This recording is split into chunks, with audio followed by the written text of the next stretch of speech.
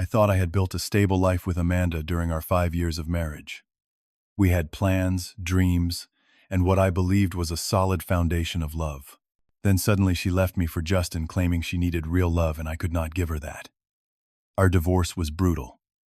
She took half of everything I had worked for. 2 years later, I rebuilt my life, found success in my career, and even started dating again. Then out of nowhere, Amanda called demanding I financially support her new husband, Justin, and his kids. Before I tell you how I handled my ex's outrageous demand, drop a comment letting me know where you are watching from, and hit that subscribe button. Would you ever support an ex's new family? Let us get into what happened. I still remember the night I met Amanda like it was yesterday. We were at my college friend Brian's birthday party at this crowded bar downtown.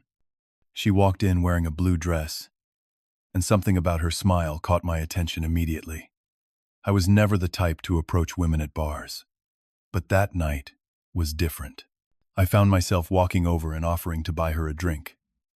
To my surprise, she accepted, and we spent the entire night talking in a corner booth while the party continued around us. Our connection was immediate and intense. Amanda worked in marketing for a local firm, and her passion for her career matched mine for software engineering. We shared similar dreams of building a comfortable life, traveling, and eventually starting a family. After that first night, we became inseparable. We dated for exactly 1 year before I proposed during a weekend trip to Lake Tahoe. I can still picture her face when I got down on one knee at sunset by the water. She cried and said it was the happiest moment of her life. The wedding was small but beautiful. We saved money by keeping the guest list tight and focusing on what mattered to us rather than trying to impress others. My parents gifted us enough for a down payment on a small starter home in a decent neighborhood. It was not fancy, but it was ours, and we were proud of it. Those early years felt perfect. I put everything into advancing my career, often working long hours to build our financial security. We agreed to live below our means to save for a bigger house in the future where we planned to raise our children. Amanda would surprise me with picnic lunches at my office on Fridays. I would plan weekend getaways to nearby coastal towns or mountain cabins. We had Sunday morning traditions of homemade pancakes and coffee on the porch. Everything felt right. We had disagreements like any couple, but they always seemed minor and resolvable. I genuinely believed we were building something that would last forever. Looking back, I can pinpoint when things began to change. It started about 3 years into our marriage when the conversation about children became more serious. I had always been open to different paths to parenthood, including adoption. Amanda, however, was adamant about having biological children. This difference did not seem like a deal-breaker at the time, more like something we would work through together. Around this same time, Amanda started becoming increasingly frustrated with our modest lifestyle. Friends from her office were buying larger homes in upscale neighborhoods, driving luxury cars, and taking exotic vacations. She began making comments about our small house, comparing our life unfavorably to her coworkers' seemingly more glamorous existences. I tried to remind her of our long-term plan, but she grew increasingly impatient. Amanda also started spending more time with her work friends, often coming home late from happy hours and work events. At first, I did not think much of it, happy that she was enjoying her job and social life. But then came the canceled date nights and forgotten anniversaries. I tried rekindling our romance with surprise gifts, planning special evenings, and reminding her of the dreams we shared. She would momentarily seem to reconnect, but then drift away again. The night I discovered the truth remains burned into my memory. Amanda had left her phone on the kitchen counter while she showered. A text notification popped up from someone named Justin. "I cannot wait to see you tomorrow. Miss you already." There were heart emojis attached. My stomach dropped.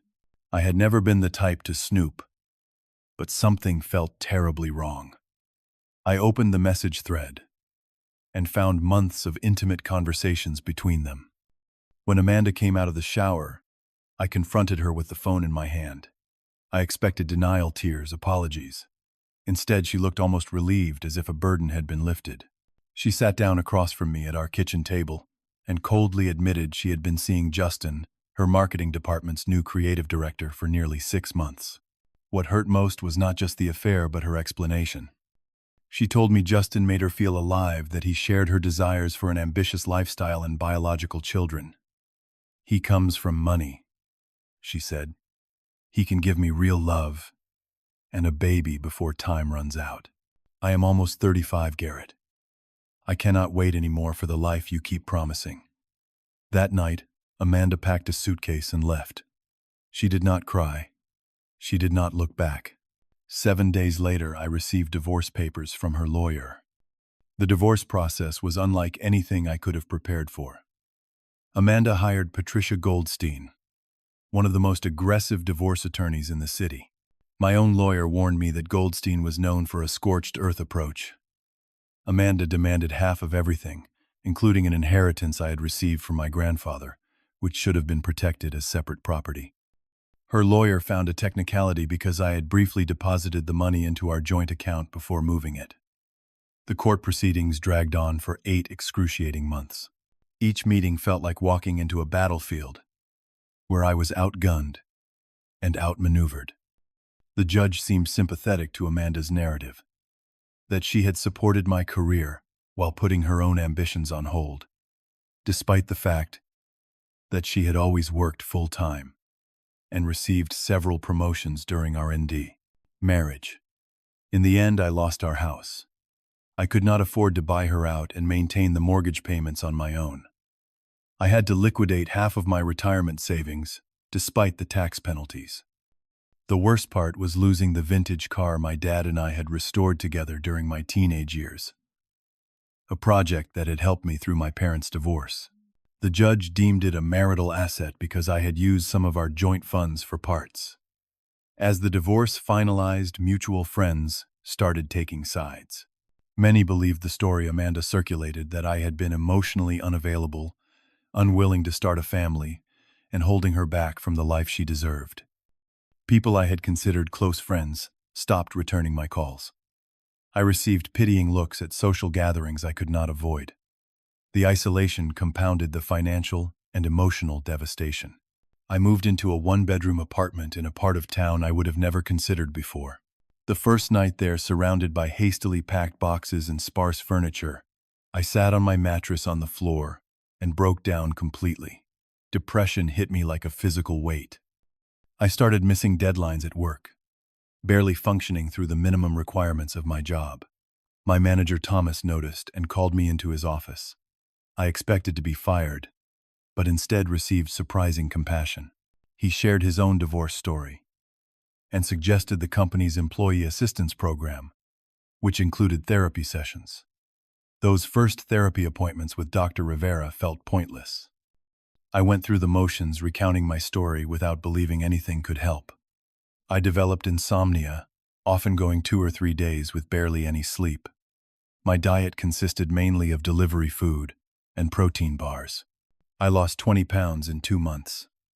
The physical toll began affecting my cognitive function, making work even more challenging. Meanwhile, Amanda moved in with Justin almost immediately. Through mutual acquaintances, I learned they had rented a luxury apartment downtown. During the holiday season, while I sat alone in my apartment declining invitations from concerned family members, Amanda's social media showcased elaborate parties, expensive gifts, and romantic getaways with Justin. Each photo felt like a fresh wound. Financially, I was starting from scratch at 33. My savings had been depleted by the divorce settlement and legal fees. I took on extra projects at work for the additional income, often staying at the office until midnight. I cut every possible expense, selling anything of value that remained, and created a strict budget that allowed for little beyond necessities. I tracked every dollar spent and saved slowly, beginning to rebuild my financial foundation. In those darkest months, an unexpected friendship emerged with my coworker, Daniel. He noticed my isolation and began inviting me to lunch regularly. After weeks of declining, I finally accepted. Daniel never pushed me to talk about the divorce, but instead engaged me in conversations about work projects, technology, and eventually his own interests outside the office. Gradually, he introduced me to his friend group, people who knew nothing about my past and had no preconceived notions about me. Dr. Rivera's therapy sessions slowly began to help as well. She helped me understand that grief for a relationship follows similar patterns to grieving a death with its own stages and timeline.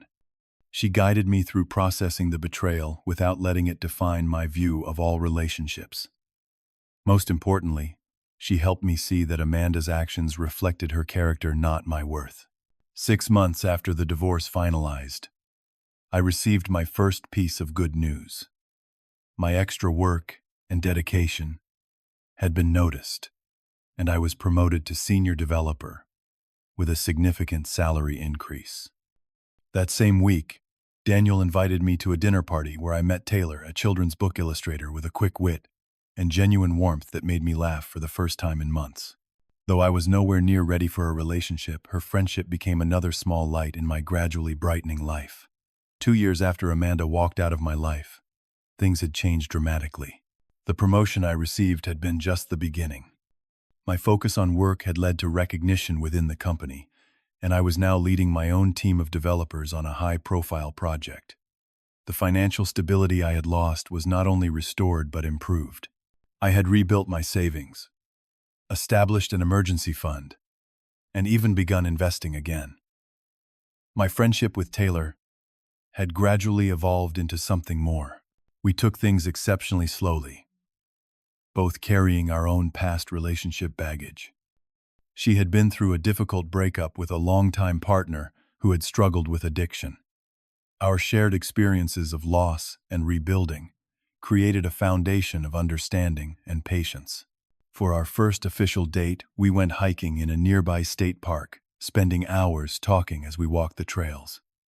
There was no pressure, no rush, just a genuine connection that felt refreshing and honest.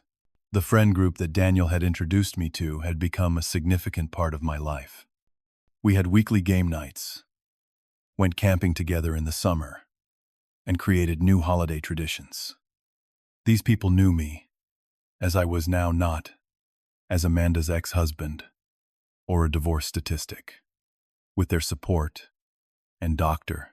Rivera's continued guidance, I had found a peace I never thought possible after the devastation of 2 years prior. Perhaps the most significant milestone was purchasing my new home. It was not as large as the one Amanda and I had shared, but it was mine alone, bought with my own rebuilt finances and representing my fresh start. The day I received the keys, I stood in the empty living room, feeling a sense of accomplishment and closure that marked a true turning point. Then came the phone call that threatened to unravel everything. I was working from home on a Tuesday morning when my phone rang with an unfamiliar number. Normally I would let it go to voicemail, but I was expecting a call from a contractor about kitchen renovations. When I answered, the voice on the other end made my blood run cold. "Garrett, it is Amanda. I need to talk to you." My first instinct was to hang up immediately, but something kept me on the line, perhaps morbid curiosity or the shock of hearing her voice after 2 years of silence. I said nothing, waiting for her to continue. She launched into news of her life, as if we were old friends catching up. She and Justin had gotten married last year in a destination wedding in Cabo. They now had a 3-month-old daughter named Lily. I listened in stunned silence, wondering why she was telling me any of this. Then she mentioned Justin's 2 children from his previous marriage, 10-year-old Noah and 8-year-old Sophie. The kids lived with them full-time now, because their mother had moved across the country for a job opportunity. This still explained nothing about why she was calling me after all this time. Finally, Amanda got to the point. Justin's business venture had failed spectacularly. He had invested heavily in a restaurant concept that went under within 6 months, taking their savings with it. They were struggling financially with 3 children to support, behind on rent for their luxury apartment, and drowning in debt.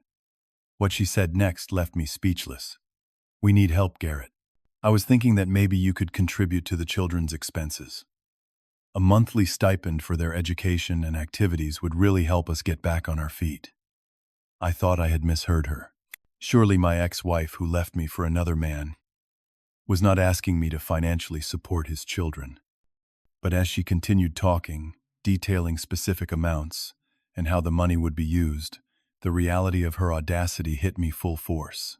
When I finally found my voice, I asked her why she would possibly think I would have any responsibility toward her new husband's children or their baby together. Her justification was mind-boggling. You always wanted kids, Garrett. This is your chance to help some, without all the responsibility of being a parent. And you have no children to support, so you have the extra income.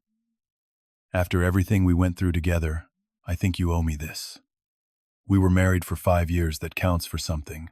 As if her request was not outrageous enough, I heard shuffling on the line, and suddenly, a male voice came through. Justin had apparently been listening to the whole conversation. Look, man, I know this is awkward, but we are talking about innocent children here. Their activities and education should not suffer because of adult problems. Amanda tells me you are doing really well now. Got a big promotion and everything. Sharing some of that good fortune would be the right thing to do. I ended the call abruptly, telling them both I needed to get back to work and would think about what they had said. In truth, I was too stunned and angry to continue the conversation without saying something I might regret. That night I called Daniel, and then Dr. Rivera, needing perspective from people I trusted. Both confirmed what I already knew: Amanda's request was completely inappropriate, and I had no obligation whatsoever to fulfill it. I thought that would be the end of it. I was wrong.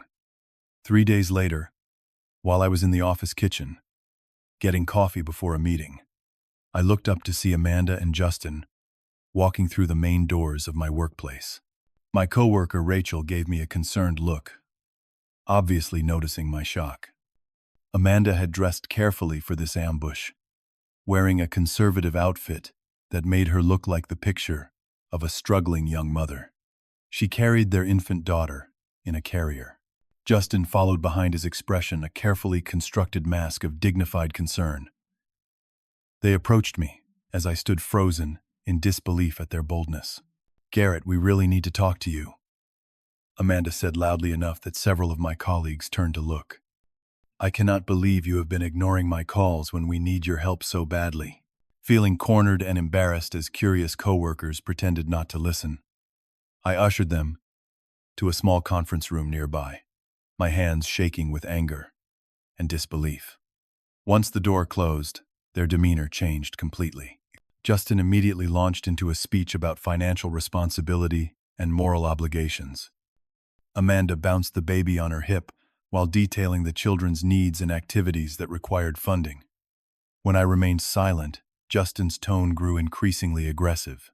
"You have plenty of money now while we are struggling," he said, his voice rising. "These kids deserve opportunities, and your selfishness is standing in their way." Amanda added emotional manipulation to his aggression. "You know how much family means to me, Garrett. How can you sit in your comfortable life knowing we are barely keeping a roof over these children's heads?" Something shifted inside me in that moment. The fog of shock cleared, and a crystal clarity took its place. I reached quietly into my pocket and activated the recording function on my phone, something I had started doing after the phone call just in case. I spoke calmly but firmly. "Let me be absolutely clear. I have no legal, moral, or ethical obligation to support your family. The children are Justin's responsibility, and yours now that you have chosen to marry him. My financial situation is completely irrelevant to this discussion. I will not be providing any money now or in the future." Their reaction was explosive. Justin stepped toward me aggressively, stopping just short of making physical contact.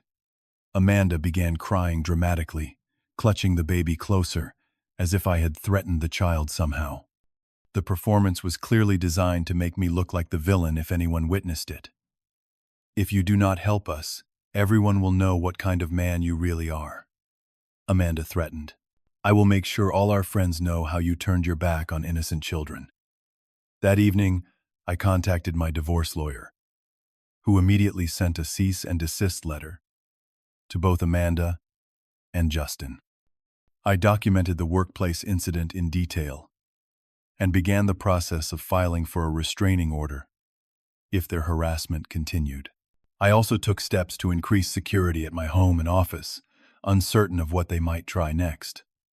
The next day, I received dozens of angry messages from mutual acquaintances, former friends, and even distant family members. Amanda had launched a social media campaign painting me as a heartless monster refusing to help children in need. She carefully crafted her posts to imply, without directly stating, that I had some paternal obligation to these kids. I made no public response following my lawyer's advice. Instead, I quietly reached out to my closest former friends who had received her message, sharing the recording of our conference room conversation. Hearing Amanda and Justin's manipulative tactics firsthand changed many perspectives immediately. The situation came to a head 2 weeks later at a mutual friends gathering that I had not realized Amanda would attend. She arrived with Justin, both of them immediately creating a scene when they spotted me. This time, however, several people present had heard the recording. When Amanda began her performance about my cruelty toward her family's needs, our old friend Michael stepped forward. "Enough, Amanda," he said firmly. "We have all heard the recording. You left Garrett for Justin, took half of everything in the divorce, and now you expect him to support your new family. That is not how life works." Justin tried to argue, but others joined Michael in shutting down their manipulation. For the first time, I watched Amanda's carefully constructed narrative crumble in real time as people saw through her tactics. They left the gathering early, Justin practically dragging Amanda out as she continued trying to defend herself. That night marked the beginning of true freedom from the emotional control Amanda had maintained, even after our divorce. In the months following that final confrontation, my life took a decidedly positive turn. The relationship with Taylor deepened into something I had never experienced before, even in the early days with Amanda. Our connection was built on genuine understanding and support, rather than the superficial compatibility that had characterized my marriage. We had difficult conversations about our pasts, our hopes for the future, and what we wanted from a partnership. When I told Taylor about potentially wanting to adopt children someday, her enthusiastic response contrasted sharply with Amanda's dismissal of any path to parenthood besides biological children. 6 months after the incident at my workplace, Taylor and I attended an information session at a local adoption agency. The stories of children waiting for permanent homes touched something deep within both of us. We were not ready to begin the formal process, yet wanting to ensure our relationship was on solid ground first. But the seed was planted. In the meantime, I established a college scholarship fund for youth, aging out of the foster care system, finding purpose in helping young people who lacked parental support. My professional life flourished as well. The project I had been leading was completed successfully and launched to excellent market reception. My management recognized not only my technical contributions, but also my leadership abilities. I was promoted to development director, overseeing multiple teams and participating in strategic planning for the company's future products. The financial security this provided allowed me to fully rebuild and exceed my pre-divorce financial position. The most challenging aspect of my healing journey was processing the lingering anger I felt toward Amanda. Despite the vindication at the gathering and the subsequent distance she maintained, I still found myself awake at night, sometimes rehearsing arguments and imagining confrontations. Dr. Rivera helped me understand that this anger, while natural, was primarily hurting me rather than affecting Amanda. I joined a support group for people who had experienced similar betrayals and financial manipulation after divorce. Hearing others' stories and sharing my own in this safe environment was surprisingly cathartic. I learned techniques for redirecting angry thoughts and gradually felt the emotional grip loosening. Some mutual friends who had initially sided with Amanda reached out to rebuild our relationships. I approached these reconnections cautiously, but openly understanding that Amanda's manipulative tactics had affected many people beyond just me. Several apologized for believing her narrative without questioning it, and these renewed friendships added another layer of healing to my experience. Through therapy and self-reflection, I came to recognize the patterns in my relationship with Amanda that I had been blind to while in the midst of it. Her materialism and status consciousness had been present from early on, but I had dismissed these as minor quirks, rather than fundamental values that differed from my own. I learned to value authenticity in relationships and to pay attention to actions rather than words or promises. The most profound realization came nearly 3 years after our divorce. I was sitting on my back porch with Taylor one evening, watching the sunset and talking about our plans to begin the adoption process. In earnest, when it hit me losing, Amanda was actually gaining my freedom.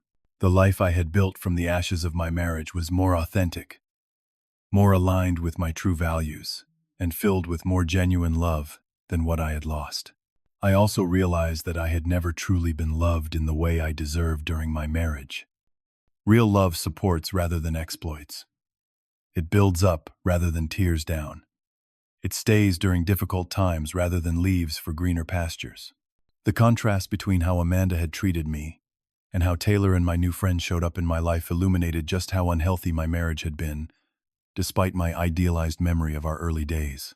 Perhaps the most important lesson I learned was about boundaries. By standing firm against Amanda and Justin's inappropriate demands, I had reclaimed my power and self-respect. I understood that saying no to exploitation is saying yes to self-worth. This knowledge extended beyond that specific situation to all areas of my life, improving my professional relationships, friendships, and romantic partnership. Looking back now, I can see how that painful chapter led me to where I am today, a place I would never have reached had Amanda stayed. I found family in the friends who stood by me, and in Taylor, who loves me for who I am rather than what I can provide. I discovered purpose in helping young people without family support, turning my pain into something meaningful for others. Have you ever had someone from your past try to take advantage of your success after they chose to leave your life? What boundaries have you had to set to protect your peace and progress? Your experiences matter, and I would love to hear them in the comments below. If this story resonated with you, please hit the like button and subscribe to hear more real-life journeys of overcoming adversity. Share this video with someone who might need to hear that sometimes losing what you thought you wanted can lead to gaining what you truly need. Thank you for listening. And remember, the family you choose is often more valuable than the one you were once tied to by paper.